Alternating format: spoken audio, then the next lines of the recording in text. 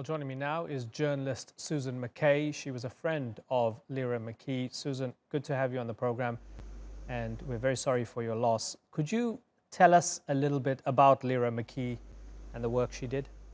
Yeah, she was a very remarkable young journalist, Lyra. She was only 29, but she had already won quite a number of awards. Her favoured form was the sort of long investigative essay, and she had recently transitioned from writing those kind of reports into doing books. She had just secured a 2-book deal with a very prestigious British publisher. She wrote about issues that she cared very deeply about, like youth suicide and disappearances during the troubles here, and she was very concerned about the way that the conflict, which had predated her, she was only 8 when the Good Friday Agreement peace settlement was made, but she was very concerned about the shadow that the conflict had thrown over her generation of post-ceasefire young people, and she was exploring that in her work. She was a really bubbly, forward-looking, caring sort of person. She was gay, and she was very involved in the LGBTQ community. She would have given back a lot. She would have gone back and talked to young people in disadvantaged area about how she had started out as a journalist and so on. She had a huge circle of friends and a huge circle of contacts, and she was just an all-round very, very positive, lovely, bubbly person. And she was recently had fallen madly in love with her partner, Sarah, and they were going to get married in a couple of years' time. And as we try to understand what happened and the aftermath of it, the new IRA says they didn't mean to kill her. Is it any clearer as to whether she just got caught up in the riot, in the crossfire, or she was perhaps specifically targeted because of the work she was doing? No, it's very clear what happened. There was a smallish orchestrated riot going on with a number of young people throwing petrol bombs and fireworks at a few police Land Rovers. Lyra was one of a crowd of people who had gathered on the far side of the police Land Rovers, basically to watch what was happening, and Lyra was one of those people who constantly photographed everything. So she had just tweeted a photograph saying "Derry tonight, absolute madness," showing the flaring of the petrol bombs on the street, and she was shot. So it's very clear she wasn't caught up in anything. She was there watching, as were quite a number of other civilians, on a residential street in Derry, and a gunman came out and recklessly started shooting towards the police vehicles in the full awareness that there was a crowd of ordinary civilian people standing there. People in Derry are extremely angry about this, and they were absolutely horrified by the completely phony apology that was issued by the new IRA's political wing, saying, that they would try to do better next time. And people are just sort of saying, like, the only news we want from you, crowd, is that you're going to disband. And very finally from you, I was in Derry a few months ago. We went to Cregan Estate. We were interviewing a mother of a young man who was killed in a punishment attack by the new IRA. And we were told when we went there, it's not safe. They might be following you because she's very much out there and criticizing them openly, and they'd be keeping an eye on her house and so on. And we weren't absolutely sure, is this maybe an exaggeration or not?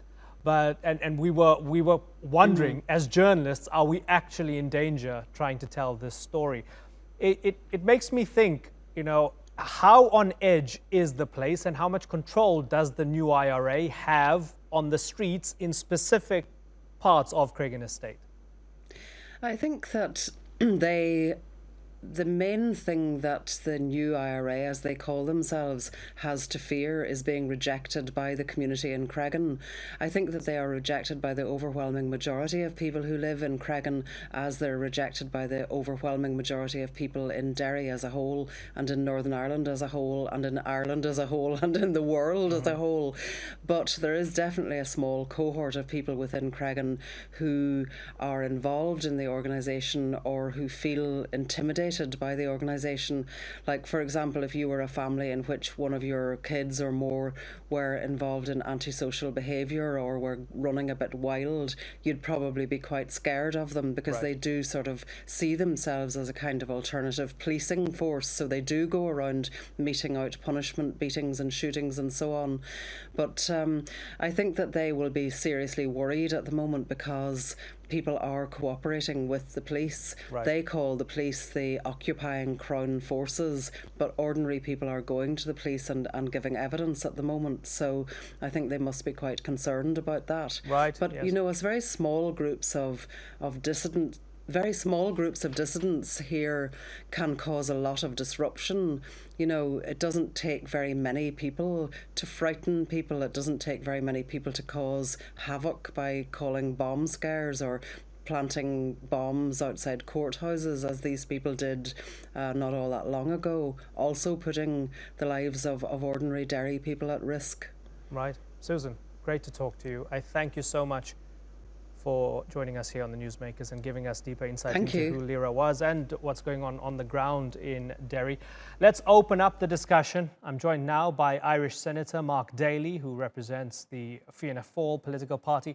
And in Belfast is Neil Jarman, who's the director of the Institute for Conflict Research. Thanks for joining us, gentlemen. Mark, across the border, how are you viewing this incident? Are you seeing it as an isolated incident or a sign of something bigger and more ominous? Yeah, I suppose Lyra is a member and was a member of the agreement generation, those who were born just before or around and since the Good Friday Agreement.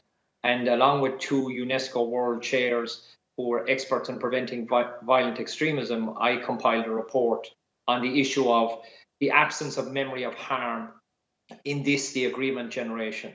And as your previous contributor said, like, it doesn't take a lot of people to cause a huge amount of disruption and harm in Northern Ireland or anywhere in the world. And what our report has found is this absence of memory of harm and disadvantage in both nationalist and Catholic areas and loyalist and Republican areas means that those young people are being radicalized by people who want to achieve their own ends and are using all sorts of excuses, including Brexit, the possibility of a return of a hard border or a rushed border poll in some communities as an excuse to return to violence. And there is very little support for these people, and there are very few young people being caught up in this form of radicalization, but it is happening, and it is of concern. Neil Jarman, the fact that it's a small group of people, and I remember speaking with Seru in an undisclosed location, some of their political members, we had to follow a car and go and meet them in some dodgy place. They seem to be a small organization. They seem to be very much swimming against the tide. Do the likes of Sinn Féin and others have the ability to rein this lot in, whether it's the new IRA with their weapons or those who see themselves as a political expression like Seru? Is there a way to control them? No, not so easily. I think you can look at the constituency who are in Seru and the new IRA as forming in two main groups. One is older members who probably were in the IRA or the provisional IRA or Sinn Féin at some stage and who left because they objected to the position Sinn Féin were taking, but also a younger group who are probably the millennial generation as well, who have also felt that the peace process hasn't benefited them and have aligned themselves with this radical group.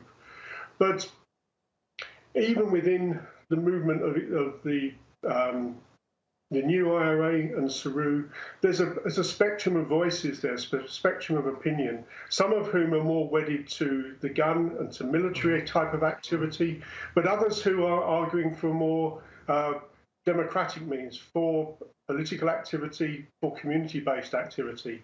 And you see this to some extent with the formation of Seru just over a year or so ago, as evidence of the recognition that there's need to engage on more public activities, to engage politically.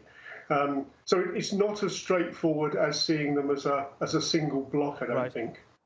Right. Mark, does it not worry you that even though people are cooperating with the police right now in Derry. People are not happy that a journalist got killed. You speak to the vast majority of people in Cregan Estate, they would speak negatively about the police force, the PSNI. They would talk about them as sort of occupying forces and so on. They wouldn't consider themselves British. Does it not suggest that there's something underlying here that needs to be sorted out? And if we don't, something terrible might happen down the road. Well, that is the problem in the agreement generation. This absence of memory of harm is further exacerbated as a problem because both communities, both the Catholic communities and the Protestant communities, by and large, live in different worlds. They go to different schools. 95% of the kids in the schools in Northern Ireland go to church-dominated schools. There's very little integrated education. They play different sports, they socialize differently, and only when they go to university might they meet. That's if they have the opportunity to go to university. But those who are being radicalized are those who have very little education opportunity, very little chance of good quality employment or housing.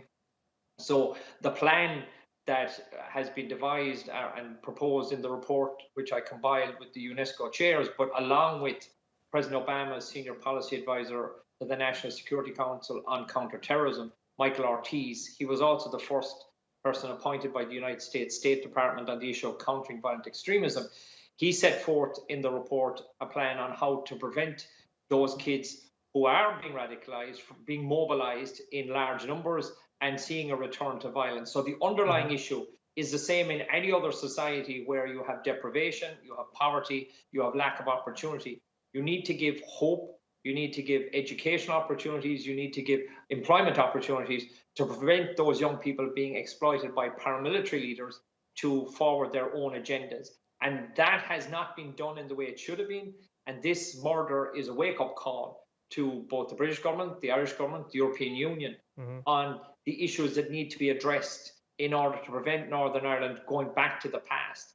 And from the point of view of this agreement generation, from them being exploited by paramilitary leaders, both in the nationalist community and in the loyalist community, to maintain the status quo in the loyalist side and in relation to the nationalists and a very small amount of people. But we must remember that when the trouble started in 1968 and 69, it was only a very small amount of people, and then things spiraled out of control. And what the governments need to do now is prevent it from spiraling out of control. Neil, is it more ideological or more gangster-like when it comes to recruiting these kids? Because, as we've heard, right, these paramilitaries, they're sometimes involved in the drug trade, sometimes they're punishing people for being involved in antisocial behavior and so on. It's a mixed bag of things. They operate outside of the law and they operate like vigilantes. Are they getting radicalized by gangsters or ideologues? I don't really think you can divide them into two categories. They're both ideologues and gangsters to some extent. The Republican movement, loyalist paramilitaries have always relied on undertaking criminal activities to keep their movements going, to keep their activities going. So there's always been a sense of gangsterism within those two communities. So I think you also, as the Senator mentioned, you have to look at some of the context in the Cregan Estate in Derry. It's a very deprived area. There's not a lot of opportunity for young people. There's not a lot of expectation of doing much beyond living in Cregan in a place of poverty. So that's an issue that underpins the sense of the failure of the agreement to deliver anything tangible for people on the ground. And to come back to a point you made earlier, which is about the attitudes to the police, like potential influence of Sinn Féin over that community, the police have limited influence over that community. But there's a strong disappointment for many people about policing not having delivered for that community. That I think attitudes to policing are going backwards in the area. There's still a strong sense that people want the police to deliver, want the type of policing that was promised under the police reforms as part of the agreement. But there are people feeling that the police are not doing what's needed for that community. And that creates a space for some of these groups to step in and provide some degree of discipline, some degree of control, some degree of authority on the streets to those who are involved in criminal activity. So I think, as the Senator said, it's very much a failing on the authorities to provide the level of services, the level of security to the Cregan and other such areas that gives that space for some of the paramilitary, for the armed groups to survive and to prosper to some extent. Right. Senator Daly, when we look at the capabilities of the new IRA, are they capable of doing something truly ghastly on a massive scale? Something on the scale of the Omar bombing, for example. Do they have those capabilities? I mean, since the beginning of the year, they have been responsible for the bombing outside the courthouse, which could have led to a large loss of life. So the capacity is certainly growing, and the ability is there. And unfortunately, they have a knowledge and an expertise that they can utilize to effect. And what they're trying to provoke is a reaction, and they want the police and the army and the British Army to overreact and therefore garner more support. It's exactly what happened in 1969 and the 70s and the 80s. So the lesson has to be learned from that. But really, the long-term solution is within the young people, making sure that they interact across the community divide between the two religions. And that takes long-term investment and takes money, but it also takes a will by both sections of the community and the political will. Mark Daly and Neil Jarman, I have to move on, but I'd like to thank you for joining us here on the Newsmakers.